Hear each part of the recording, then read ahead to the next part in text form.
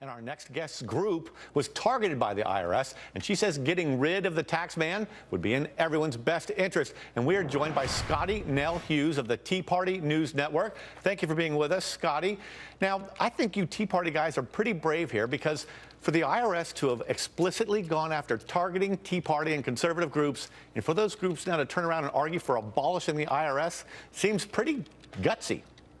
Well, that is one thing the Tea Party is known for, is for our guts. There's no doubt. But the key is we want to do what is right. And what has happened these past few years is completely wrong. And we don't care whether it's a Republican or a Democrat that's ahead of this administration. We want to make sure that in the future we do not have these same types of targeting happening. These same types of targeting, right. Well, what are you thinking about the progress that Congress is making in investigating the IRS scandal and getting to the real bottom of it, or actually the real top of it? Well, the real top of it, the key is we still don't know how high this actual latest scandal goes. But in reality, I happen to agree with Ted Cruz that we should abolish the IRS.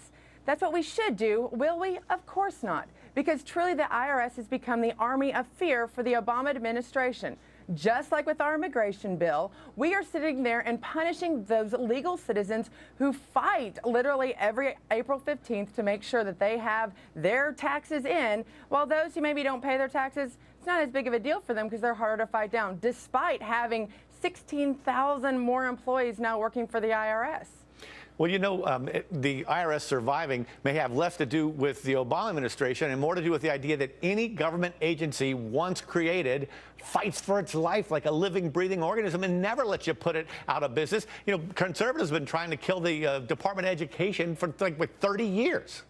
Well, of course, and that's the one bad thing about Washington, D.C. It's like once you're in the Beltway, you can't escape. And the only place that's had economic growth since Obama's become president has become Washington, D.C. While the rest of America is hurting, and we're trying to figure out how we're going to pay our bills, how we're going to pay our tax bills, especially when they're as complicated as they are. So once again, we would love to see the IRS broken down, and let's do an idea of a fair tax across the board. But more importantly, right now as we're sitting here and we're hearing all of these congressmen and senators screaming for the abolishment of the IRS, why don't we instead, where are they screaming for, hey, why don't we make sure this doesn't happen again? Why don't we start making sure that there's laws put in place right now to make sure that no groups in the future are targeted regardless of what their political or religious beliefs are? Right. Now, you were delayed, I believe, for more than 2 years, and you still haven't gotten your tax-exempt status. Now, one effect of all of that IRS scrutiny is that a lot of these groups ended up kind of being neutralized out of the presidential campaign.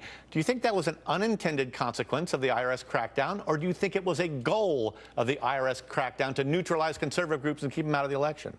Well, like we want to trust our government, and we want to make sure that we want to believe in the fact that America is good and the people running our country is good.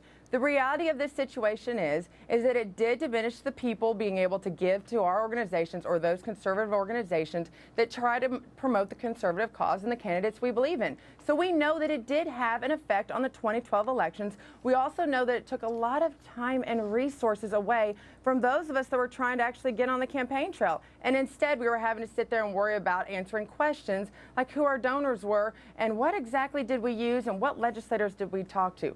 That was time wasted, when in reality we know that it was because of who we were now, and instead of sitting there and screaming that we are conspiracy theorists, we were actually people speaking the truth. Yeah, just because you're paranoid doesn't mean they aren't out to get you. Thanks for being with us today, Scottie, Nell, Hughes of the Tea Party News Network. Thank you.